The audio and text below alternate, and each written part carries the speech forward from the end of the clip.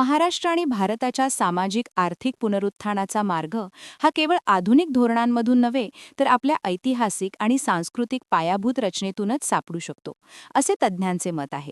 वारकरी परंपरेतील सामाजिक एकता, कौशल्याधारित अर्थव्यवस्था आणि सामूहिक सहभाग या मूल्यांवर आधारित मॉडेल स्वीकारल्यास महाराष्ट्र जलद गतीने $1 ट्रिलियन अर्थव्यवस्थेकडे वाटचाल करू शकतो. इतिहासात भारताची अर्थव्यवस्था बलुतेदारशाहीसारख्या कौशल्याधारित परिपत्र प्रणालीवर आधारित होती. स्थानिक उत्पादन आणि उपभोग यामुळे रोजगार, प्रतिष्ठा आणि आर्थिक स्थैर्य टिकून राहिले. त्यामुळे भारताचा जागतिक जीडीपीमध्ये मोठा वाटा होता. मात्र मोहम्मद बिन कासिम, महमूद अफ गझनी आणि मोहम्मद घोरी यांच्या आक्रमणांसह अंतर्गत सामाजिक विघटनामुळे ही रचना कमकुवत होत गेली. या पार्श्वभूमीवर संत ज्ञानेश्वर यांनी वारकरी चळवळीची सुरुवात करून समाजाला पुन्हा एकत्र आणले. भगवद्गीतेचे मराठीत भाषांतर करून त्यांनी ज्ञान सर्वसामान्यांपर्यंत पोहोचवले. यानंतर संत तुकाराम, संत नामदेव, संत एकनाथ यांसारख्या संतांनी समावेशकता आणि आध्यात्मिक लोकशाही मजबूत केली. वारकरी परंपरेने जातीभेदापलीकडे जाऊन समाजात एकात्मता निर्माण केली. त्याच्यासारखे सर्व बलुतेदार आणि कौशल्य पारंगत समाजाला एक करून त्यांच्या आर्थिक प्रगतीसाठी काही महत्त्वाचे पाऊल दृष्टिकोनातून प्रेस क्लबमध्ये पात्र परिषदेचे आयोजन करण्यात आले होते. बलुतेदार इसका सक्षमीकरण जिसके कारण भारत को स्वतंत्रता और स्वाधीनता प्राप्त रही, उनको सक्षम करने का हमारा एक यह कार्य है और इसलिए इनको सक्षम बनाने के लिए एक एजुकेशन सिस्टम बनानी चाहिए और साथ ही में इनको बहुत बड़े मात्रा में जो जितना हम इंफ्रास्ट्रक्चर को फंडिंग कर रहे हैं उतना ही इंफ्रास्ट्रक्चर का फंडिंग इक्विवेलेंट इनको स्किल सेट बढ़ाने के लिए देना चाहिए और एक पूरा इकोसिस्टम विद रेगुलेटरी फ्रेमवर्क आना चाहिए, तो ये लोग आर्थिक सक्षम हो जाए और 80 करोड़ जनता जो वेलफेयर स्कीम्स है यह उनसे बाहर आकर यह एंटरप्रेन्योरशिप में आ जाए, ये हमारा उद्देश्य है। ये कौन करेगा मैम, किसे करना चाहिए, गवर्नमेंट या सरकार? ये सरकार के माध्यम से होना चाहिए या फिर सरकार के माध्यम? यह सरकार और लोगों के माध्यम से होगा, जिसमें एजुकेशन सिस्टम हम एक खुद लेके आ रहे हैं जो पंढरपुर से होगी, जो लुतेदार बलुतेदारशाही और स्किल्स सिस्टम को लेके आगे बढ़ेगी।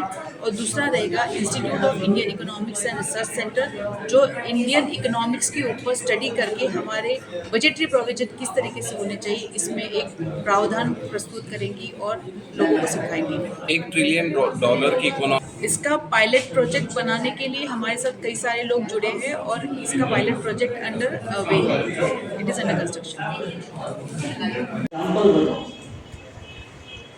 अगर हम लोग जब 25, 30, 40 साल पुरानी की बात करूं और बम्बई में मरीन ड्राइव पे रहते थे, ओबेरॉय के सामने जो भिखारी होते थे और वो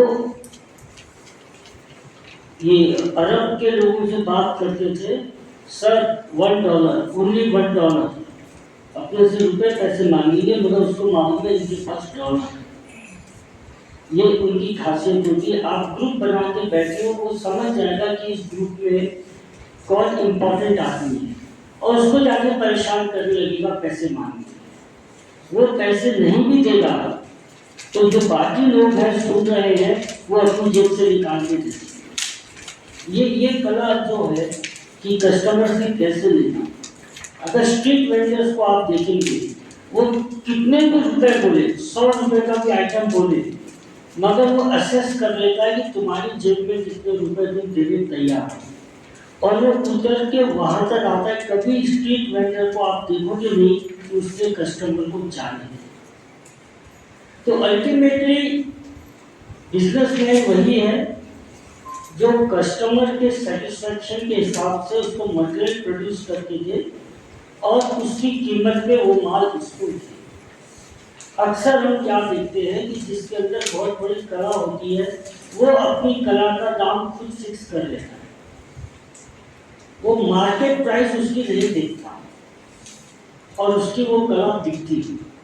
इसीलिए वन ऑफ द वे असतं की वेस्टर्न इकॉनॉमीज आपण अडॉप्ट करून औद्योगिकरण करत मोठ्या प्रमाणामध्ये जॉबची उपलब्धता करण्याचा एक करतोय। सोबतच आजच्या तारखेला आपण वेगवेगळे पिलग्रिमेजेस क्रिएट करून सुद्धा एम्प्लॉयमेंट जनरेट करतोय।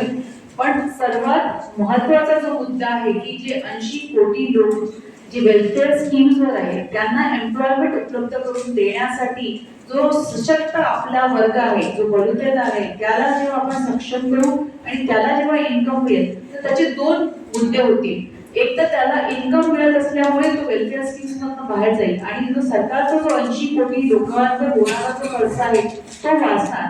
तो ओव्हरऑल तुमचा जीडीपी आज ज्या 4%, 5%, 6, 7 जो प्रतिशत प्रत्येक वर्षी चेंज होत जाईल तशा प्रकारे राहणार. तो ऍटलीस्ट डबल होऊन जाईल. त्याच्यासाठी आम्ही हा जो मार्ग सांगतोय की बलुतेदार लोकांना सक्षम करून त्यांना आर्थिक संधी उपलब्ध करून द्यायला हवी, तर त्याने जीडीपी आपला मल्टिप्लाय होईल. एकत्रित करण्यासाठी त्यांची आर्थिक प्रगतीच तुम्ही एकत्रित आणू शकता. वास्तविक पाहता जेव्हा तुमचं आर्थिक सक्षमीकरण होतं त्याच्यानंतर तुम्ही विचारत आहे की कुठल्या समाजातून आला आणि तुम्हाला कुठले प्रॉब्लेम्स आहेत.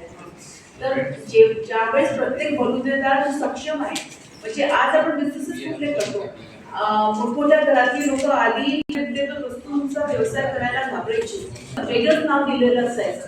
पण आजच्या तारखेमध्ये जे मोठमोठे औद्योगिक फॅमिलीज आहेत ते are working in to that field only. So वास्तविक सक्षमीकरण करण्यासाठी सामाजिक हा तर आपल्या समाजातर्फे एक मागणी ठेवलेली आहे, कसं बघताय या सगळे? बघा, समाजाचे बऱ्याच समस्या आहेत सध्या सोनार समाजामध्ये. कारण सोन्याचे भाव वाढल्यामुळे बरेच छोटे छोटे दुकानदार बंद होत चाललेले आहेत आणि कार्पोरेट आल्यामुळे त्यांचेसुद्धा व्यवसाय बंदही झालेले आहे. तर याला एखाद्यासाठी गव्हर्नमेंटने सपोर्ट करायला पाहिजे. म्हणजे त्यांना लोन फॅसिलिटी द्यायला पाहिजे किंवा अदर काही फॅसिलिटी द्यायला पाहिजे, जेणेकरून ते आपला व्यवसाय चालवतील. कारण की परंपरा चाललेला व्यवसाय सध्या कमी होत चाललेला होईल आणि लुप्त होणार काही दिवसांनी. त्याच्यासाठी गव्हर्नमेंटने काहीतरी उपाय करावा. क्या हुआ बहू? माँ, पाइल्स की बहुत तकलीफ हो रही है। तो तुम गुदरोग सर्जन के पास क्यों नहीं गई?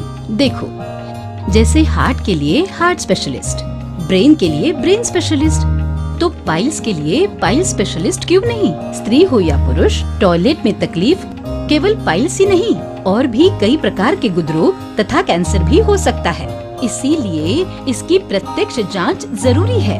ठीक है माँ, पर जांच के लिए हम जाएंगे कहाँ? वही काले आयुर्वेदिक पाइल्स हॉस्पिटल में. लेकिन माँ, प्रेगनेंसी में पाइल्स की दवाइयाँ? प्रेगनेंसी में आयुर्वेदिक दवाइयाँ सुरक्षित होती है. जनहित में जारी काले आयुर्वेदिक पाइल्स हॉस्पिटल, औषधि चिकित्सा तथा सर्जरी ट्रीटमेंट उपलब्ध. हमारा पता उमरेड रोड, दिघौरी बस स्टॉप के पास, नागपुर. अधिक जानकारी के लिए वेबसाइट पर जाएं kalepileshhospital.com.